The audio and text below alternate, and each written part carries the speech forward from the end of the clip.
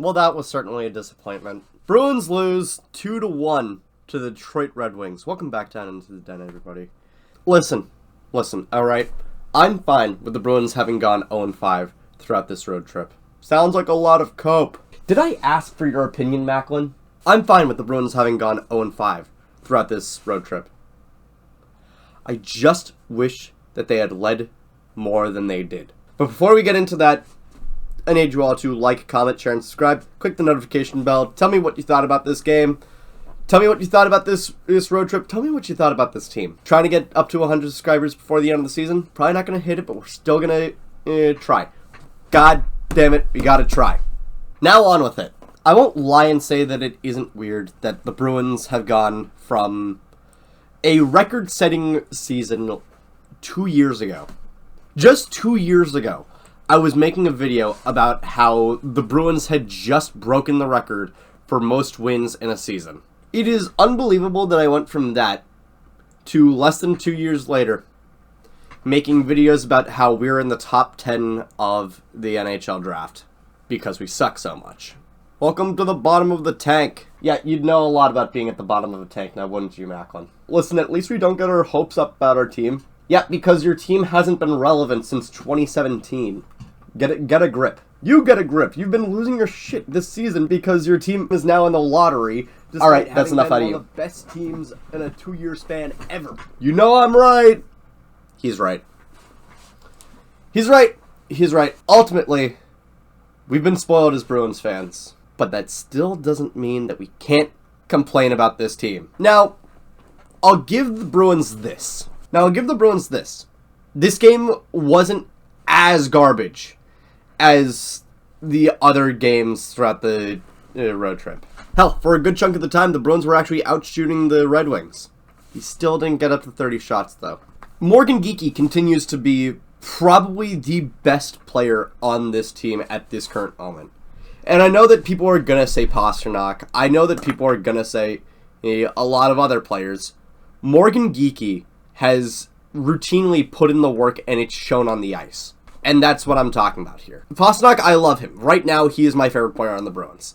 Geekie is the best player on the Bruins at this current moment. I'm talking about through this road trip.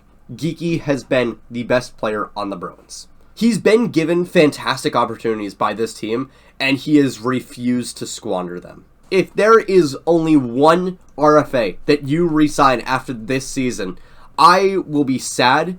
If Marat Husnudinov leaves, you still need to re-sign Geekie. Re-signing Geekie is non-negotiable. You need to keep this talent around. You took a flyer on him, and he is paid off in spades. This is a guy that you give a contract like what you gave to Zacha, the 4 years, $4.75 million a year. That is a contract that I would be happy with you giving to Geekie. And hell, I'd be fine with you hanging on to Zacha for that much as well. The main point is just re-sign Geekie. Just re-sign Geekie. Especially because nobody else seems to be pulling their weight during this road trip. Hootsie has had a couple of good moments. Pasta's had a couple of good moments. The defense really hasn't. I can't really say anything about the goalies because I think at this point it's safe to say that the goalies have checked out. And for what it's worth, I think that it's not necessarily a matter of they need to check back in. I think it's more of a matter of the rest of the team needs to check out. You have 8 games remaining in the season. The only 2 that I want to see you guys win are against Montreal. Literally just beat Montreal. That's it. I don't care if you lose the other 6. Just beat the 2 games that you have against Montreal. Fuck the Habs. But in this game, I guess Marco Kasper has a decent unassisted because the Bruins suck on the penalty kill. Moritz Seider takes a dive that ultimately cements him as one of my least favorite players in the NHL. At this point, it's a matter of if you remove Jordan Binnington, Ivan Provorov, and Tom Wilson from the league, Moritz Seider will be my least favorite player in the entire NHL. Because he does shit like this every single game. Every game. I'm not going to deny that Seider has really good defensive capabilities. I'm just going to say that a good chunk of his utility to a team is drawing penalties by diving. Every single time with Moritz Seider, I feel like Jack Edwards to Roman Hamrlik. He falls down as if shot!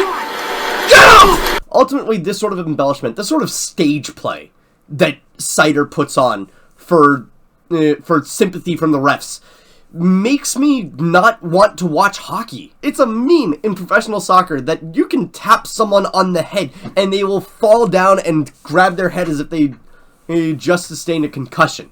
Moritz Seider is the Neymar of the NHL in that case. I'm sick and tired of seeing Moritz Seider constantly take dives. If you want to dive, do it in water. Don't do it on ice, okay? That's all that I ask. In any case, this game, what is there to say? Andrew Peeke routinely has games where he will look like the second coming of Phil Housley, and then the next 5 games he will have a stretch of, why are you on an NHL team? He's the definition of a serviceable third pair, and he will never be anything more than that. And honestly, after next season, when his contract is up, I'm fine with us leaving him. Thank you for showing out during that Tampa game. Have a good one. Have a good one. Best of luck. Henry Jokiharju is just not a good defenseman. Mason Lohrei is just too raw and unrefined to actually be regularly effective. Ian Mitchell is just not good. Parker Wotherspoon is just not good. This defense in front of the goaltenders is just pitiful. It's pitiful. And I don't understand the people who are putting the majority of the blame on the goaltenders when the defense is this bad in front of them. And like I said, yes, there have been goaltenders that drag teams kicking and screaming to Game 7s and eventually past those Game 7s. The point is that those goaltenders usually in front of them have an okay defense. Sure, they're not a defense that's performing up to their standards. You compare the defense of the 2023 Florida Panthers, who freaking Bobrovsky dragged them kicking and screaming to Game 7 of our series against them. You compare that defense to the Bruins defense, night and day comparison, because that defense that the Panthers had, it at least had pieces. This defense right here, there is only one good piece on it. There's only one consistently good piece on it, and it's Charlie McAvoy, and he's been out since before the deadline. Lindholm has lapses is a good chunk of the time. Zadorov is... Okay. The thing that I'm starting to really reconcile in my head is that Nikita Zadorov hasn't been awful this season. Nikita Zadorov has basically just been us getting Brandon Carlo again, which... If we're gonna do that, I would have rather us keep Carlo for 4.1 instead of signing Zadorov to 5. And at least with Carlo, that contract would have been over in like 4 years. Zadorov, we have him for 5 more years after this one. They generally have some of the same strengths and weaknesses. They're both pretty good in their own zone. They both suck with puck possession. They're both physical bodies. It's just... Why do we have him on a 6x5? That's all that I'm asking. If you had given him like a 4x4, that still probably would have been an overpayment, but it would have been a lot easier to stomach than 2 extra years and $1 extra $1 million. What did you get from that? And Lindholm, I don't even want to talk about Lindholm. Elias Lindholm needs to be off this team. And I'm not kidding. You signed him for 7 years. I don't care how much you need to retain. Get him off this team. You need to get him off this team. He does nothing. The only thing that he does is he wins faceoffs.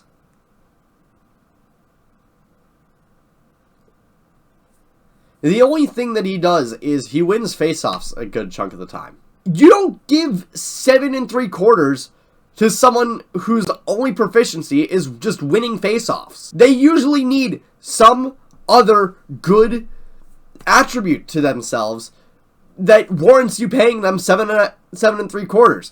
And that other good quality cannot simply be he's a center, so he gets to move Zacha to the wing where he should be. Oh my god, that prediction of mine is getting worse and worse by the day. Oh my goodness. This team still needs an overhaul. There are still pieces that you can get rid of. there's still just a small part of me that believes that maybe you're keeping Lindholm so that you can be above the cap floor. And if that's the case, sure, okay, fine. I guess you do need to be cap compliant. I would have been fine with you giving 7.75 to frickin' Stamkos. But that's going to be it for me tonight. Thank you all so much for watching. I'll see you guys in the next one. Take care.